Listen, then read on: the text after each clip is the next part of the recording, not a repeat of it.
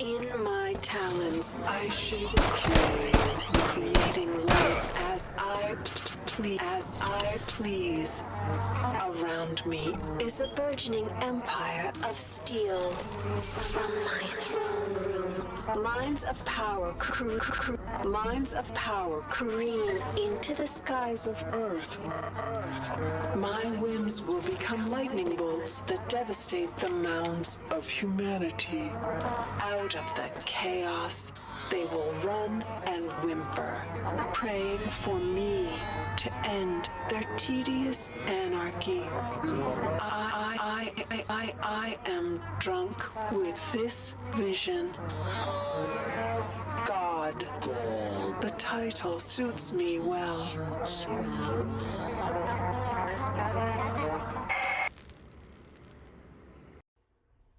System Shock was a game I sorta knew of, but never really knew anything about it for a long while.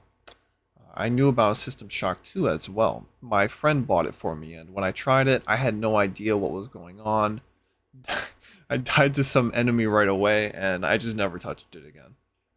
One thing I had always heard of, though, was that System Shock 1 and 2 were some of the best FPS games out there, but frankly, especially System Shock 1 was just too dated for me to entertain it. I have a threshold for how old of a game I will play. However, I learned of the System Shock 1 remake demo a while back, like a few months ago, and I gave it a try, and I loved it. I really liked it. I'm a huge fan of immersive sim games. Dishonored being my favorite currently. I even have a whole series review of it on this channel. And this felt very good to play. I played about 15 minutes of it, and then I put it away. That's all I need. I already knew I would like it. I'll save my hype for when the game actually releases. Well, more like if it releases, and well, it did. When it did release, I was not disappointed. This game was awesome. And according to player perception from Steam reviews and comment sections on YouTube, this remake is almost one-to-one with the original, and can completely replace it if you want to experience a classic game that doesn't look like dog ass. Oh, and the entire thing was funded by Kickstarter, which is impressive. So, let's talk about it. Before I get into the actual game, I feel a need to cover this first, as the optimization and option selection can sometimes make or break a game way more than the actual gameplay. I'll keep it short. It's all good. The game is extremely well optimized. If you have a good PC or don't mind sacrificing fidelity, it will run at 140 FPS, and it will feel smooth if you have a 144 Hz monitor, which is something I sometimes don't feel when playing games. Anyone who has a 144 Hz monitor or even a 120 will understand where I'm coming from. It changes the feel of the game completely when it's working as intended, and this starts with the developers doing work on their end. Also, the game is only like 8 gigabytes, which I feel is fucking nuts. This game is, as I'm going to say in the review, this game is really awesome. I really like it, and for it to only be 8 gigabytes is fucking crazy. But you know what? It's a bit of a sign of good indie games. Hades is 11 gigabytes. Let's see Outer Wilds. Outer Wilds is also 10. So you know what? That's just a sign of good sign of indie games. Maybe that could be a topic for another video. And now moving on, the options menu is pretty good, and it has almost everything you would want except for rebinding the hotkeys. That's the only thing I noticed. This is a very strange oversight to have, in my opinion. I've never played a game that didn't let me rebind my hotkeys. It's kind of ridiculous. I'll be in a heated battle, dying, and I need to reach my hand to the 9 key to heal. I don't know why they didn't include this feature, but I guess in the era of live updating games, they could just patch it in. But, you know, in 2010, this probably would have been a big deal, or, well, I don't know if the original game had it, actually. I think think it would be goofy for it to not have it, though. It's like, I've never played a game with hotkeys that didn't let me rebind it to different keys.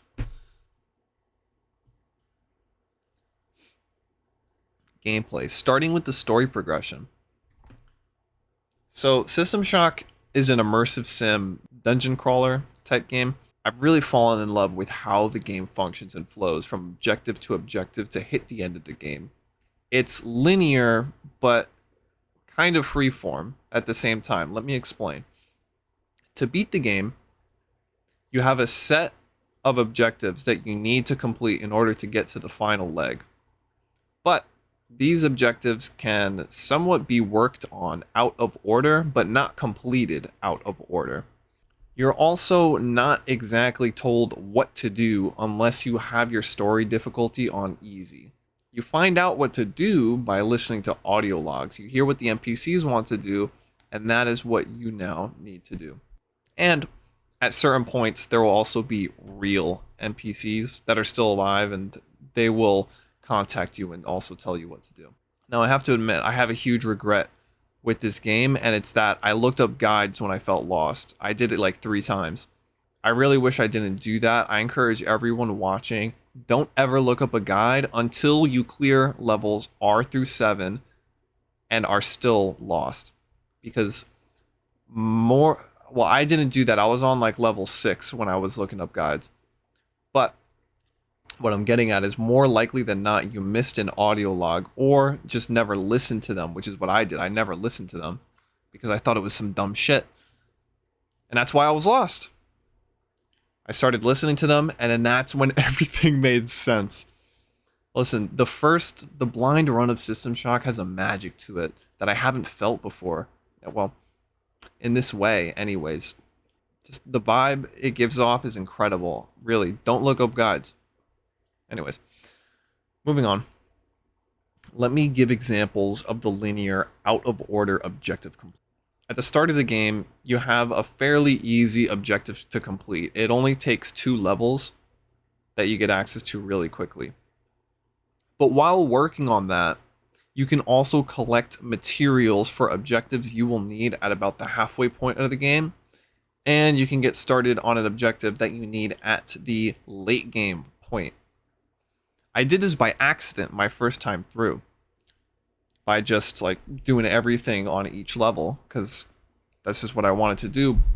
But on the second playthrough, I did it on purpose.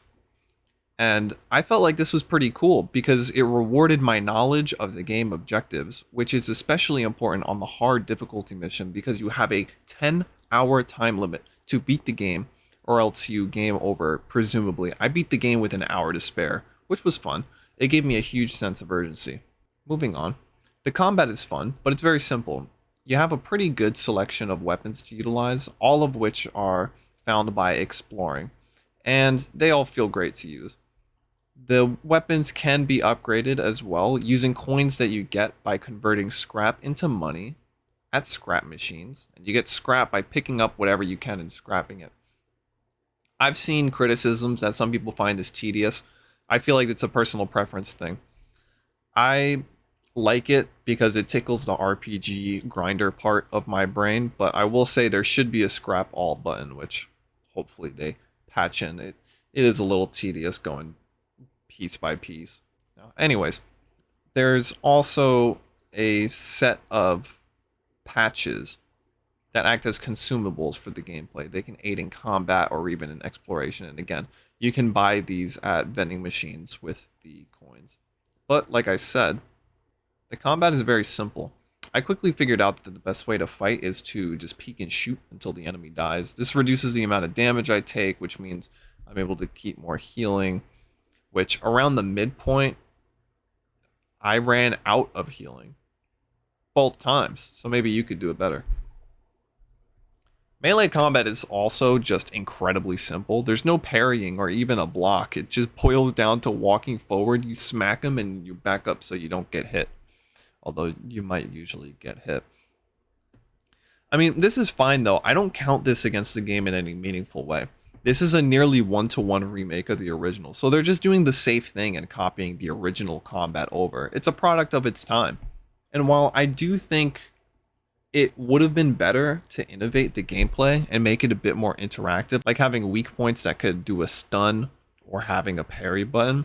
Apparently, the Kickstarters wanted the game to stick to the original, seeing as it was starting to veer off a bit, and the devs listened, and really that's all a remake should be, in my opinion. Just the original game, but with better looks and has modern optimization and options. It's the safe way to do it. The exploring in System Shock is pretty fire. It's open, but at first the game baited me into thinking it was linear because levels 1 to 2 are linear. But then when you get to the elevator on 2, you have access to level R and 3. And from 3, you have access to level 4 and 6. This is where the world, or rather the station, opens up and where the dungeon crawler tag I gave it comes from. Each level has something going on. There is no truly pointless level, although some levels do have more going on in them than others.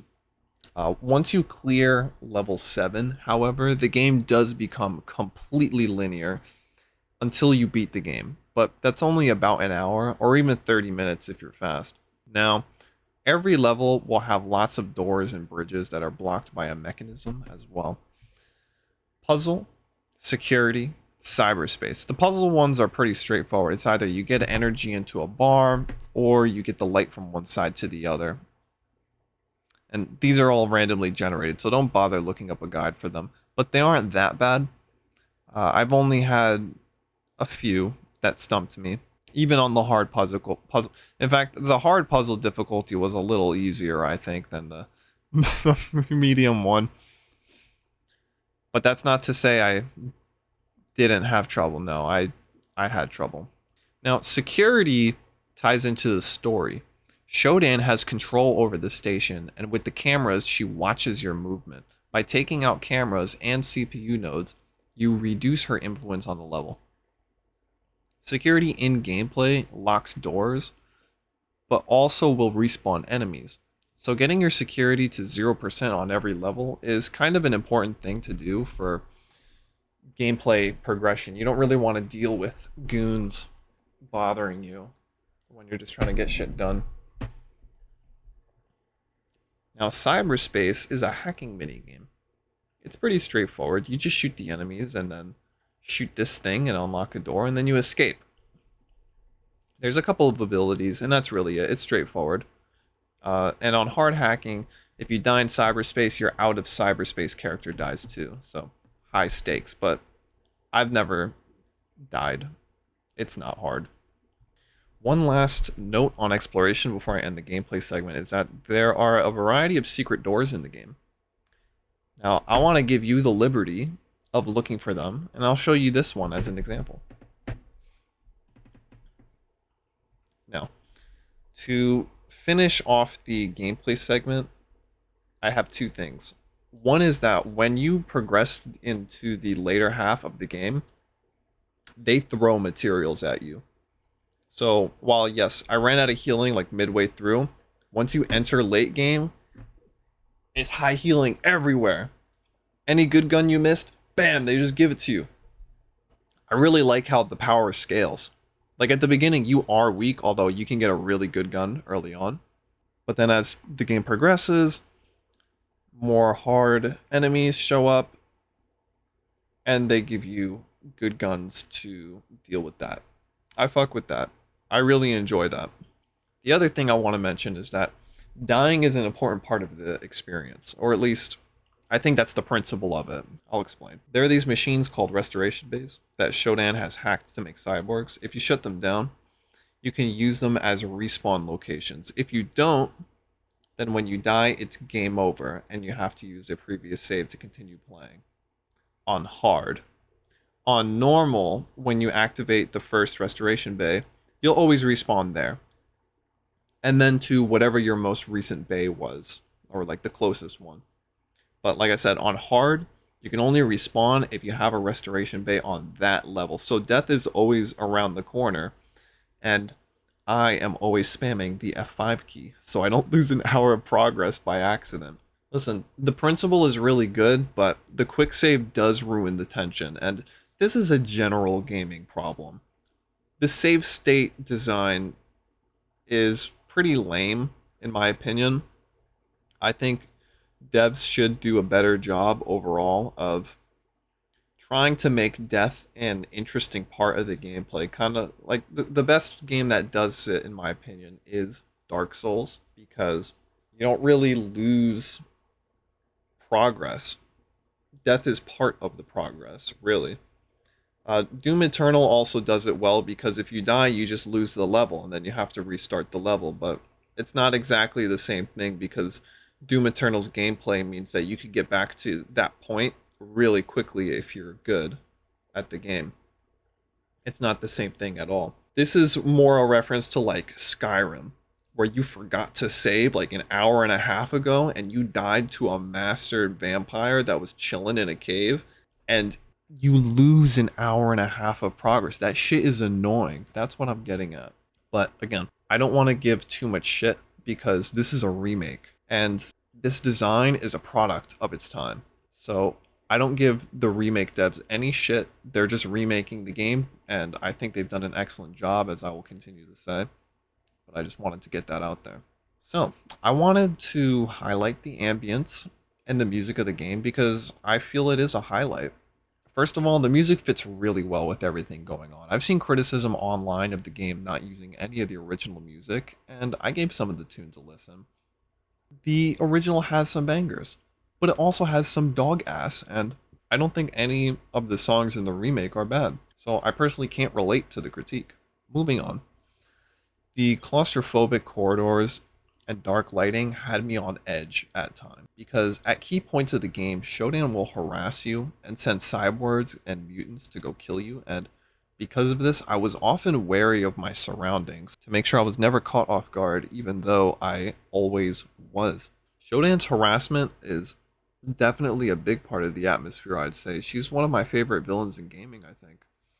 You generally never know what she can and cannot see, and like I said, at seemingly random points while playing, she will appear and she'll insult you and she'll make your time a little bit harder. It's great. I really love it. I wish more games had villains like this.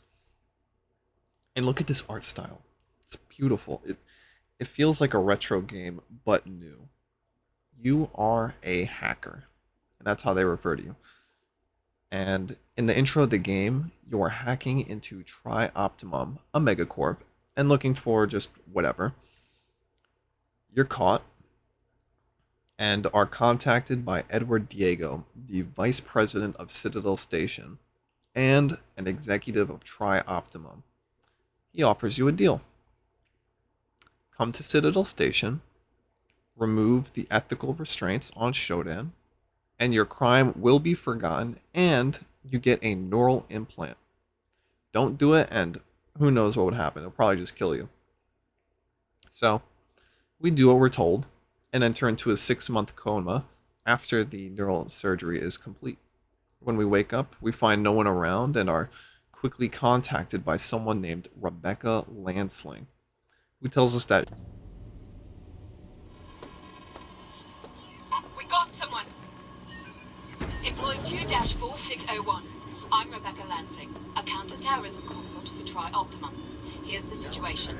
Our scans from Citadel Station show a biological outbreak is in progress. We're in a comms blackout since Shodan is unresponsive.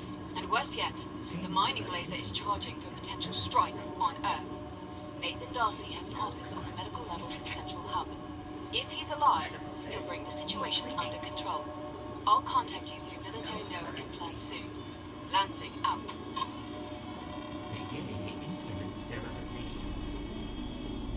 and this is how the game sets the stage for you narratively, and eventually you encounter Shodan, the AI that has now completely taken over the station, and you learn about how she thinks of humans and her grand evil plans. Also, like I mentioned before, Shodan is watching, and while she generally doesn't directly attack you, she has influence over the station and can direct units towards you. And this had me on edge. I never knew when Shodan was going to strike again, seriously, which I think makes the design really well done on the devs' part. I personally really enjoyed the story content of System Shock. I find the idea of an AI taking over interesting, especially now that AI in real life is actually getting much, much better. It starts to hit a little bit different. You know, maybe in our lifetime, Deus Ex could become relatable. Oh, off topic. Deus Ex, the original, definitely deserves the remake treatment that System Shock got. Seriously. Wrapping up, overall, I think that the System Shock remake is excellent because it's so close to the original game. I pretty much am playing the original game, it just looks a lot better. And I know I'm not alone in this. Old games generally have fantastic game design, but since they are dated, they can feel bad to play for technical or even just dated gameplay reasons. An example of this is Fallout New Vegas, one of the best RPGs ever made. The gunplay, it kinda sucks. Let's be honest, it's dated, and that can be a gatekeeper to many. I think remakes like this System Shock remake are very appropriate considering how long ago the original was made. I don't think the original really holds up very well at all unless you had already played it. And I read online that even for the time, the control scheme was a little weird, so I don't think I'm necessarily just nitpicking when I say that. I'm really glad this game was made. I only have two decent nitpicks, one of which I covered. It's the hotkeys. It's goofy to not have hotkey rebinding. They need to patch this immediately. The other is that I think the ending was pretty underwhelming. I was expecting a big epic boss fight with Shodan, and that is not what the ending is. Don't get me wrong, it's not an awful ending, but it's not great either. It's a little mediocre, but you know what? Considering this game is Kickfunder backed and actually swapped engines from Unity to Unreal, and it came out, I'm willing to give them not too much shit for it. I'm not going to give a total pass because ultimately this is a design choice I'm criticizing, but considering how good the rest of the game is, whatever. Anyways, this game is awesome. I love it. It's one of my favorite games currently. I give this game a 8.5 out of 10. If the ending was cooler, I think I would have given it a 9.5. This game is awesome, man. Thanks for watching.